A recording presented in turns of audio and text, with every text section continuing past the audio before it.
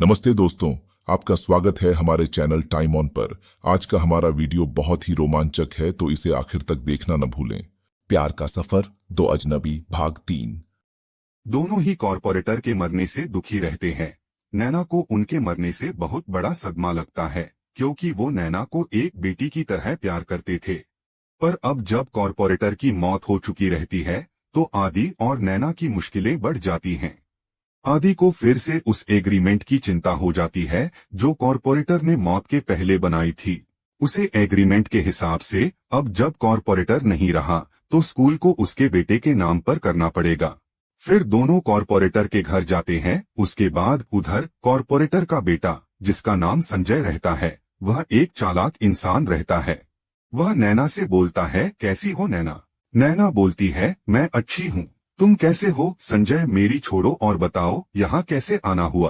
आदि और नैना कुछ कहने वाले ही रहते हैं कि संजय बोलता है, क्या तुम लोग उस स्कूल के एग्रीमेंट के लिए आए हो? नैना बोलती है, हाँ। अच्छा, तो इससे पहले कि तुम कुछ बोलो, मैं भी तुम दोनों से बात करना चाहता था। मेरे पिताजी उस स्कूल को आगे बढ़ाना चाहते थे, इसलिए मैं तुम दोनों से सहयोग चाहता हूँ, ताकि मैं अपने पिताजी का सपना पूरा कर सकूं और समाज की सेवा करूं। तुम्हारे स्कूल के जरिए मैं भी उन गरीब और असहाय बच्चों की मदद करना चाहता हूँ। मैं स्कूल को तुम्हारे नाम पर ही रहने दूंगा और हम एक दूसरे के सहयोग से अपने स्कूल को और ऊंचे मुकाम पर लेकर जाएंगे। तुम दोनों की क्या राय है, यह मुझे बताओ।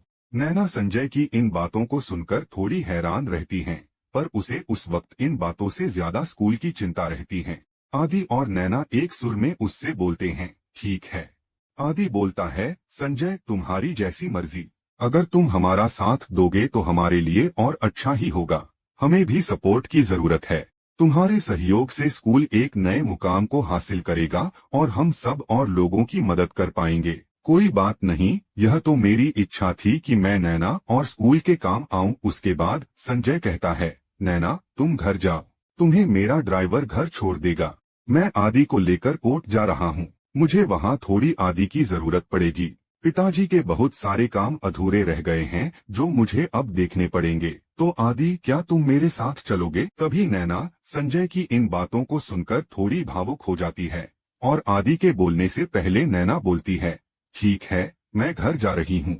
आदि, तुम संजय का काम कंप्लीट करवाने के बाद मुझे शाम को स्कूल पर मिलो। इधर नैना के घर जाने के बाद संजय अपना असली रंग दिखाता है और वह आदि को कहता है, तुम्हें मालूम नहीं होगा, मैं नैना को बचपन से प्यार करता हूँ, पर तुम्हारे आने से मेरा नैना को पाने का सपना मुझसे दूर होता हुआ दिख रहा है। तुम्हें क्या लगता है, तुम मेरी नैना को मुझसे ऐसे ही छीन लोगे और मैं देखता रहूंगा? नैना सिर्फ मेरी है और यह बात तुम कान खोलकर सुन लो। तुम्हें और तुम्हारे स्कूल दोनों को मैं बर्बाद कर दूंगा। तुम्हें सड़क पर ला दूंगा। तुम्हारी भलाई इसी में है। तुम चुपचाप नैना की जिंदगी से निकल जाओ। आदि के होश उड़ जाते हैं संजय के इस सारी बात को सुनकर। आदि को वहाँ समझ नहीं आता कि वह क्या कहे और क्या करे।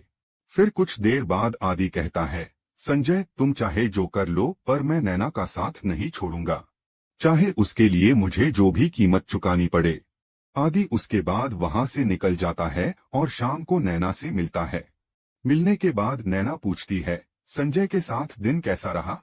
आदि कहता है, अच्छा था। तुम बताओ, आज स्कूल में दिन कैसा रहा? नैना कहती है, मेरा दिन भी अच्छा था। ऐसे संजय से बचपन के एक झगड़े के बाद आज मिली हूँ। उससे मैंने ऐसा कुछ उम्मीद नहीं किया था कि वह हमारे स्कूल के लिए ऐसी कुछ बात कहेगा। संजय को मैं बचपन से जानती हूँ। वह हमेशा जिद्दी और किसी चीज को पाने के लिए लड़ने झगड़ने वाला इंसान है। वह इतना बदल गया है कि मैं उसे पहचान भी नहीं पा रही थी। पर मैं उससे बहुत साल बाद मिली हूँ और उसका यह बदलाव देखकर मुझे थोड़ा आश्चर्य हुआ, पर अच्छा लगा। संजय के इस बदलाव से हमारे स्कूल को फायदा ही होगा। तुम्हें क्या लगता है? आदि किसी सोच में डूबा रहता है और अचानक से जवाब देता है, हाँ, ठीक है। आदि अपने और संजय के बीच बातचीत के बारे में नैना से नहीं बताता है।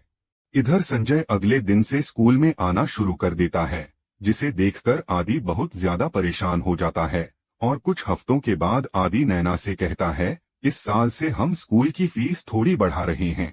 ताकि आगे आने वाली जरूरत के हिसाब से हमें पैसों के लिए किसी के सामने हाथ फैलाने की जरूरत ना पड़े। पर नैना बोलती है कि हमें स्कूल की फीस बढ़ाने की अभी जरूरत नहीं है। आगे अगर पैसे की जरूरत पड़ेगी तो संजय हमारी मदद करेगा, क्योंकि वह स्कूल का सदस्य है और उसने खुद कहा है कि वह स्कूल के लिए जब भी कोई जरूरत पड़ेगी तो वह सहयोग करेगा। आदि कहता है, ठीक है, वह सहयोग करेगा, पर हमें अपने आप को भी मजबूत बनाना होगा ताकि हम किसी और पर आश्रित ना रहें। नैना इस बात को सुनकर थोड़ी चिंतित होती है, पर उसे आदि की बात सही लगती है। वह कहती हैं, ठीक है, हम संजय को भी इस बात के लिए पूछते हैं। उसके बाद हम सभी टीचरों की सहमति से स्कूल की फीस बढ़ा देते हैं। आदि नैना को संजय के बदलाव से खुश होता हुआ देखकर कुछ नहीं बताता है और नैना को कहता है, एक मीटिंग रखो, वहां हम सब साथ मिलकर बात कर लेंगे। नैना अगले दिन मीटिंग रखती है और वहां सभी को आने के लिए बोलती हैं। अगले दिन सभी आते हैं और स्कूल की फीस को लेकर बातचीत शुरू होती है। आदि सभी के सामने स्कूल फीस बढ़ाने का प्रस्ताव रखता है। उसके बाद आदि की बात से सभी सहमत होते हैं। यह देखकर संजय को अंदर ही अंदर गुस्सा आता रहता है और वह अचानक उठता है और कहता है, मैं आदि की बात से सहमत नहीं हूँ। मुझे नहीं पता कि आदि स्कूल की फीस को क्यों बढ़ाना चाहता है। मैं स्कूल की फीस को कम करने की सोच रहा था और आप सभी तो यहाँ फीस बढ़ाने की बात कर रहे हैं। जरा सोचिए, उन गरीब बच्चों की शिक्षा का क्या होगा जिनकी उम्मीद सिर्फ इस स्कूल से है। क्या आप सभी चाहते हैं कि वे बच्चे ना पढ़ पाएं? आज आप सभी की सोच पर मुझे शर्म आ रही है। नैना, मैं सोच रहा था कि कम से कम तुम इसका विरोध करोगी, पर तुम भी फी को बढ़ाने की मंजूरी दे रही हो। मेरा सोचना यह है कि इस स्कूल की फी पूरी तरह से माफ कर दी जाए, ताकि किसी भी गरीब का बच्चा अशिक्षित ना रहे और हर गरीब से गरीब परिवार का बच्चा यहाँ पर आकर अपनी शिक्षा पूरी कर सके। और इस कार्य में अगर आप सब मेरा साथ नहीं देंगे तो मैं इसकी जिम्मेदारी खुद उठाऊंगा। संजय की बात सुनकर सभी सोचने लगते हैं। तभी आदि कहता है, संजय, यह स्कूल एक व्यक्ति की बदौलत नहीं चल रही, यह हम सभी की मेहनत पर चलती है और हम सब मिलकर इसमें अपना सहयोग करते हैं। कोई यहाँ पैसे कमाने या बनाने नहीं आया है। यहाँ पर सभी अमीर, गरीब और मध्य वर्ग के लोग काम करते हैं। किसी एक के कदम उठाने से यह स्कूल आज इस मुकाम पर नहीं पहुँचा, सबकी मेहनत और लगन से पहुँचा है। क्योंकि यहाँ सभी जो बैठे हैं उनके बच्चे भी यही पढ़ते हैं। यहाँ कोई भी टीचर ऐसा नहीं है जिसके बच्चे हैं और वह दूसरे स्कूल में पढ़ रहे हो, क्योंकि उन्हें यह बात पता है कि यहाँ पैसे की नहीं, यहाँ शिक्षा को अहमियत दी जाती है। और यहाँ हम सब एक साथ मिलकर इस स्कूल को आगे बढ़ाने की सोचते हैं, न कि पैसे के घमंड से। हम गरीब या अमीर में भेदभाव नहीं करते, बल्कि सबकी जरूरत के हिसाब से एक मत होकर कार्य करते हैं। यहाँ सभी की कुछ ना कुछ जरूरतें हैं, फिर भी सबको जो वक्त मिलता है उस वक्त को वह यहाँ देते हैं।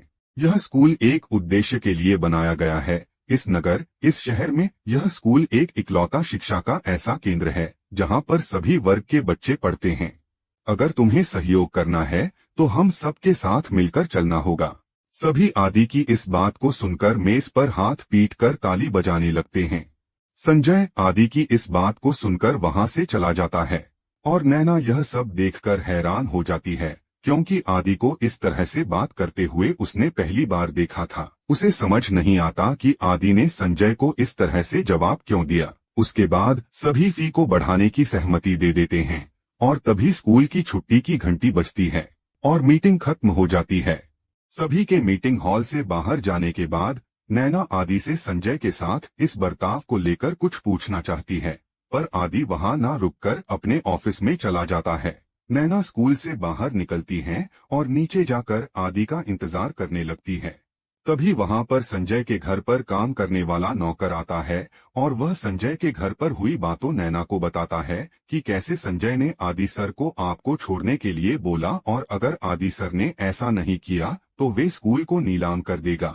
मैडम, अगर यह स्कूल नीलाम हो गया तो हमारे बच्चे अनपढ़ रह जाएंगे, क्योंकि इस नगर या शहर में कोई भी ऐसा स्कूल नहीं है जिसमें हम अपने बच्चों का दाखिला करा सकते हैं।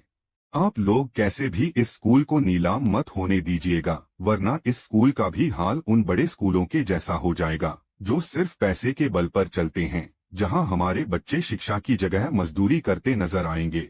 यह बोलते बोलते वहां नौकर नैना के पैर पकड़ लेता है और रोते रोते यह कहता है कि मैं नहीं जानता कि आप लोग कैसे करेंगे, पर आप लोग इस स्कूल को बचा लीजिए। वहां खड़े नौकर के बच्चे भी नैना को कहने लगते हैं, मैडम हम मजदूरी नहीं करना चाहते, हमें भी पढ़ना है और आगे जीवन में कुछ करना है, कृपया मैडम इस स्कूल को बचा लीजिए। आदि सर से कहिए वह स्कूल को नीलाम ना होने दे। नैना जैसे तैसे उस नौकर और उसके बच्चों को समझाती है और कहती है, हम इसे नीलाम नहीं होने देंगे, आप निश्चिंत होकर घर जाइए। जब तक आदि हैं वह इस स्कूल को कुछ नहीं होने देगा। उसके बाद नौकर और उसके बच्चे वहां से चले जाते हैं।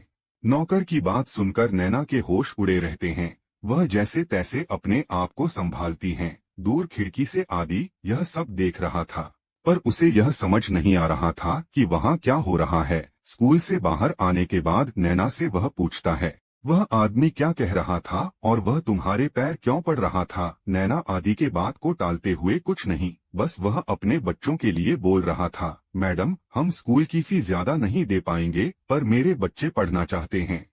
इसलिए वह बोल रहा था कि आदि सर से बोलिए कि मेरे बच्चों की फीस न बढ़ाए। आदि कहता है, कोई बात नहीं, उससे कहना कि वह जितना कर सकता है उतना ही करे, उसके बच्चों को हम फिर भी पढ़ाएंगे। यह बात खत्म होने के बाद आदि और नैना अपने घर को चले जाते हैं। इधर अगले दिन संजय स्कूल नहीं आता है। नैना उसे कॉल करती है, पर वह फोन का कोई जवाब नहीं देता है और संजय एक सप्ताह तक स्कूल नहीं आता है। इधर नैना यह सोचने लगती है कि संजय जरूर कुछ ना कुछ बुरा करेगा, इसलिए वह आदि को बिना बताए कुछ रणनीति बनाने की सोच ही रही थी कि इधर अगले सप्ताह सोमवार को कोर्ट के तरफ से स्कूल की नीलामी का ऑर्डर आता है। यह देखकर आदि के होश उड़ जाते हैं, क्योंकि आदि को ऐसा लग रहा था कि वह नैना को पाने के लिए अच्छा बनने का दिखावा कर रहा है, तो इतनी जल्दी वह स्कूल की नीलामी नहीं कराएगा, बल्कि मुझसे लड़ेगा, क्योंकि इस तरह से वह नैना को नहीं पा सकेगा। लेकिन आदि की सोच से अलग होता है और संजय कोर्ट का नोटिस स्कूल को भेज देता है। कोर्ट के नोटिस के आधार पर उन्हें पैसे 1 महीने में वापस करने की सूचना मिलती है। आदि इस नोटिस को अब नैना से छुपा नहीं सकता था। वह सभी स्कूल मेंबर को मीटिंग हॉल में बुलाता है और इस समस्या के बारे में बताता है। सभी इस खबर को सुनकर चिंतित हो जाते हैं। आदि कहता है, आप परेशान ना हो, हमारे पास 1 महीने का वक्त है।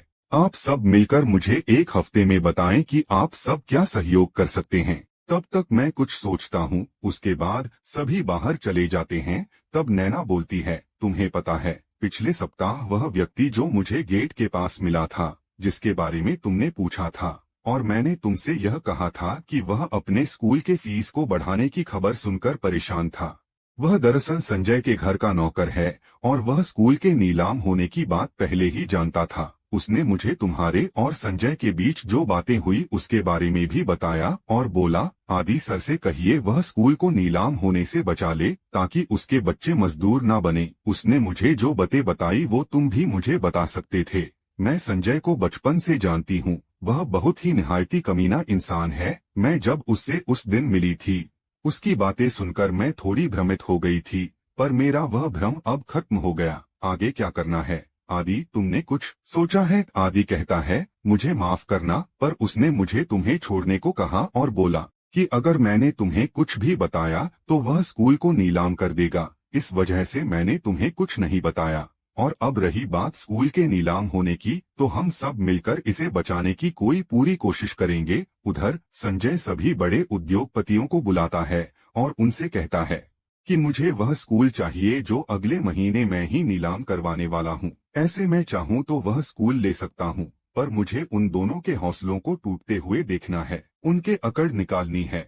उन्होंने मेरी बात को इनकार किया, अब उनको इसकी सजा मिलेगी। इसलिए मैं उनके सामने उस स्कूल को नीलाम कराऊंगा और आप सब मिलकर उसकी बोली लगाएंगे। अगले हफ्ते स्कूल के सभी मेंबर के पास जो पैसे इकट्ठे होते हैं वह सब आदि को देते हैं, पर वह पैसे बहुत ही कम रहते हैं। आदि ने स्कूल के लिए जो पैसे लिए हैं, ये पैसे उसके ब्याज के बराबर ही रहता है। इधर सबके सोचने समझने में ही 1 महीने का वक्त निकल जाता है और अगले महीने नीलामी का दिन आ जाता है। सबके चेहरे उदास रहते हैं, क्योंकि सब मिलकर भी स्कूल के लिए कुछ नहीं कर पाते हैं और नीलामी शुरू हो जाती है। आदि नीलामी की 2 बोली तक पैसा लगा पाता है और तीसरी बोली में उनके जमा किए हुए पैसे से ऊपर की बोली चली जाती है, पर फिर भी बोली आगे बढ़ती जाती है। इधर छठी बोली के बाद स्कूल में पढ़ रहे सभी बच्चों के अभिभावक मिलकर नीलामी की बोली लगाने लगते हैं। ये सब नैना के कहने पर आए हुए अभिभावक रहते हैं। यह देखकर संजय चौंक जाता है,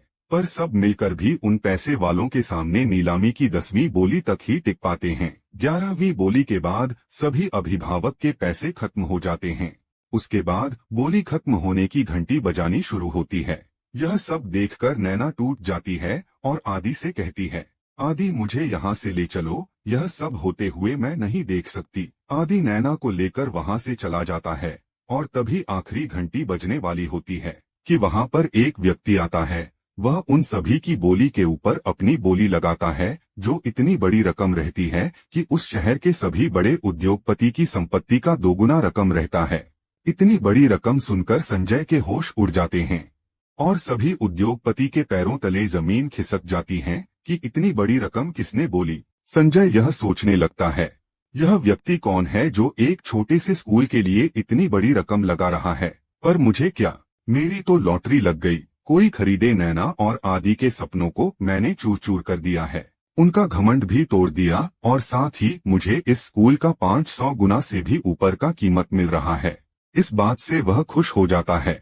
संजय स्कूल के पेपर उस व्यक्ति के नाम पर कर देता है और उसे पेपर देते समय पूछता है, आप कौन हैं? आप इस स्कूल को 500 गुना से भी ज्यादा कीमत में ले रहे हैं।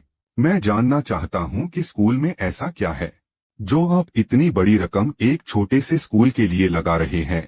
यह मेरे हिसाब से तो बेवकूफी है। तभी वह व्यक्ति संजय को एक लाइन में बोलता है, संजय कपूर, बस तुम इतना समझ लो, यह स्कूल किसी का सपना है जिसे मैं टूटने नहीं दे सकता। तुम्हारे लिए इतना ही जानना काफी है, इसके आगे ना जानो तो ही बेहतर है।